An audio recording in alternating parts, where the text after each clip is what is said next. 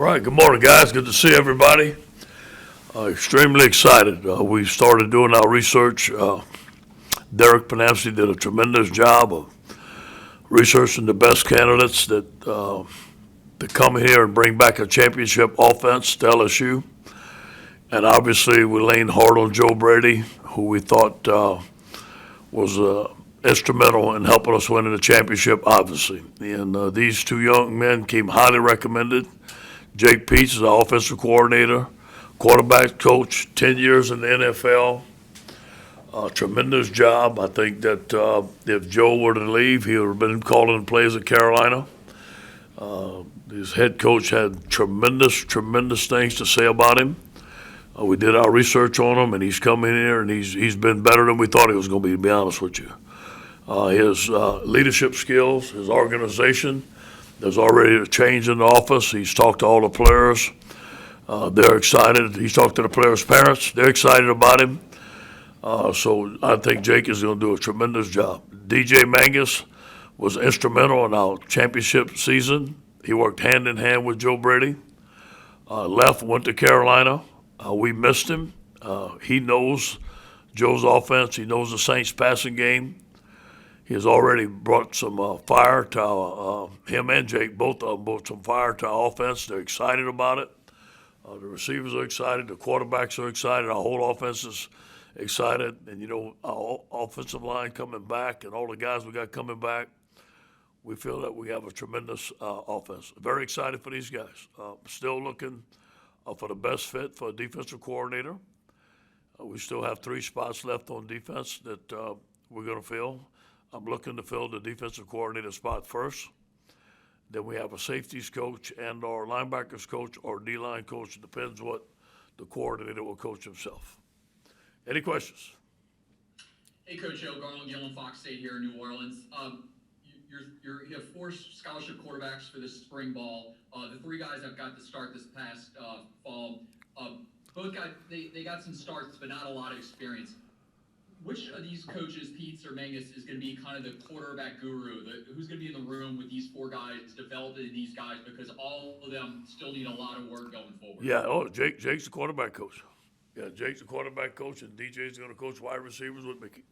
And Jake is a tremendous quarterback coach in fundamentals, and he's going to be in there and has already showed some different things to our quarterbacks that they need to do, and is going to do a great job for us. Hey, Coach, this is Shea Dixon. You said when you hired these guys that you wanted to go back to the 2019 offense. That was a focal point. I guess from a philosophy standpoint, when you think of the 2019 offense, what do you think of? I think of, empty package. I think that lookovers, guys wide open, running down the field, making tremendous explosive plays, but also a short passing game. I think, Joe Burrow making some tremendous calls at the line of scrimmage. I think of Steve Ensminger and Joe Brady making some tremendous calls in championship games, giving the balls to our playmakers in space and letting them play. I just think that these guys are going to do a tremendous job of doing that. We got some great players coming back, and I'm excited about our offense.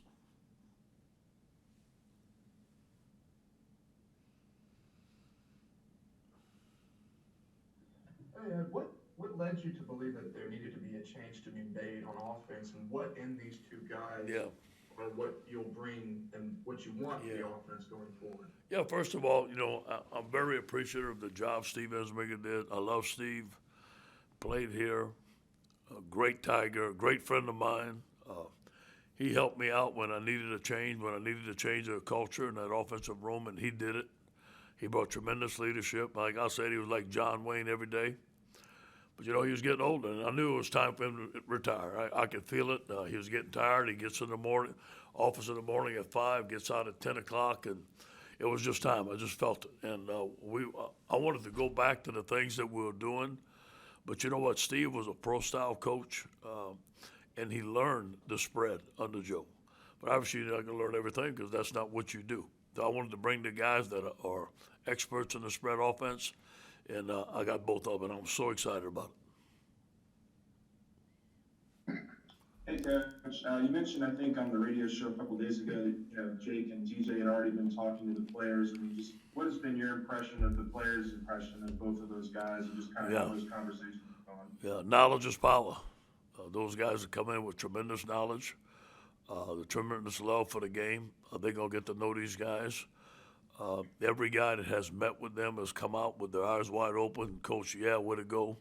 You know, one of the biggest things I could give these guys is a compliment from John Robinson. John Robinson, as you know, is a consultant for me, and sat in an offensive meeting, and he comes out rejuvenated. He says, Coach, you got the right guys. This is going to be great.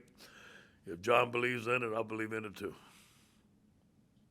And obviously in the past, there have been breakdowns like, one handles third downs, red zone, things like that. What do you imagine the responsibility breakdown between DJ and Jake to be? No, we're going to talk about it. Obviously, Jake's the offensive coordinator. DJ's the passing game coordinator.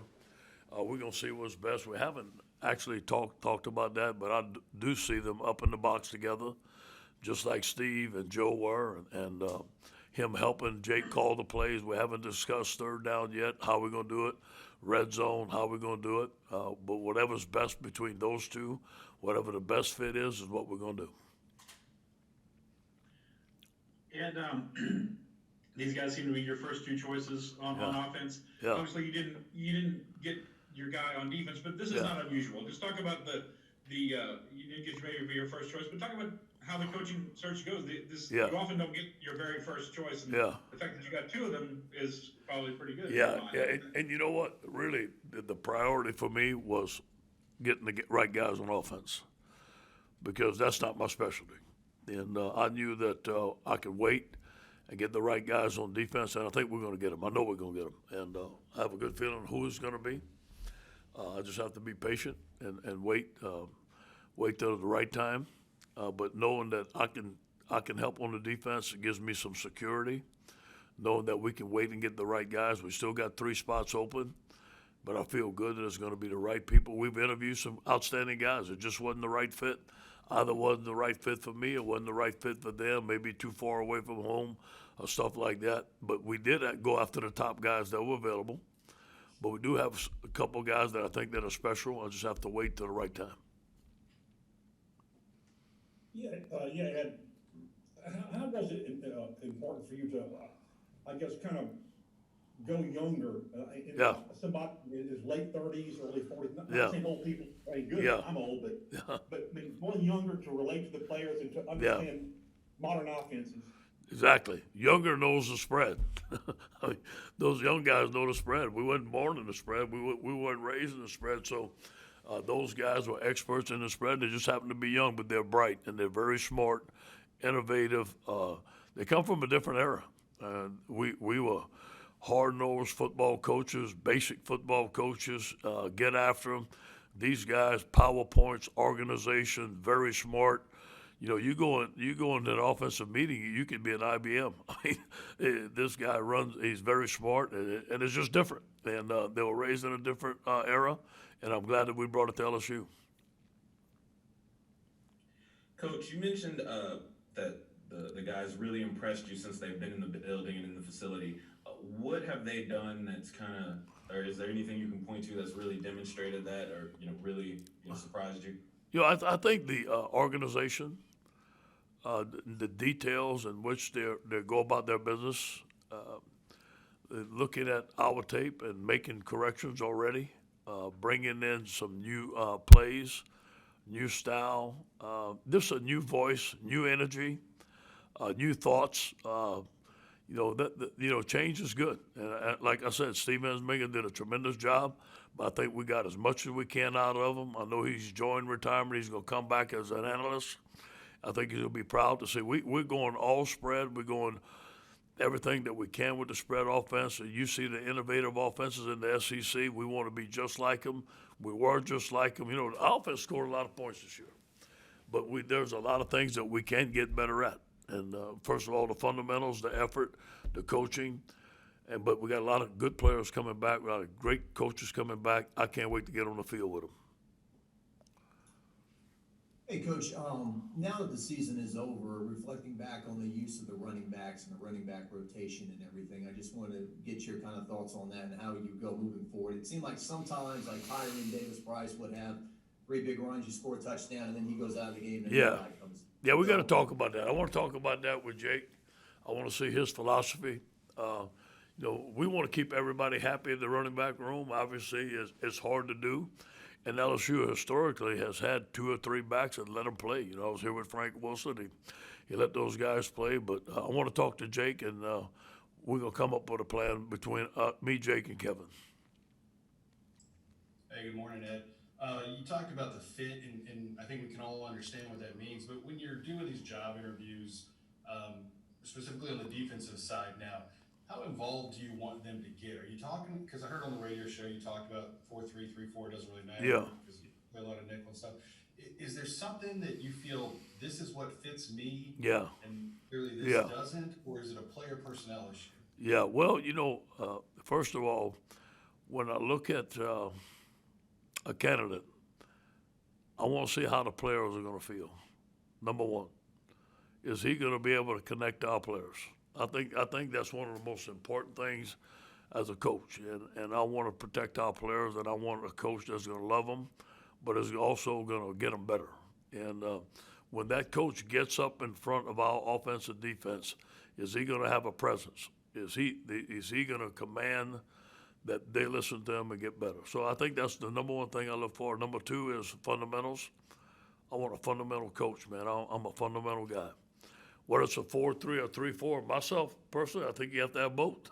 I mean, with the offenses, I didn't see anybody shutting down these offenses this year. So as defensive coaches, we need to learn how to do it. So I've interviewed some coaches that are very good, have some very good ideas. And but I think that we haven't found the right fit yet, but we're gonna. You got time for one more, Ed? Coach, forgive me if you answered this earlier, but is it an open quarterback competition this spring? And how do you look at that? Because it's a very crowded. Yeah, it's very interesting. Obviously, and it's a new offense. I need to talk to Jake. We need to make some decisions there. And but those decisions, we're not ready to announce that. Obviously, somebody's going to have to take the first snap, but it's always going to be a competition. It's always going to be the best guy plays, the quarterback, the offensive line, the wide receivers. It's always a competition. Thank you, guys. Go Tigers.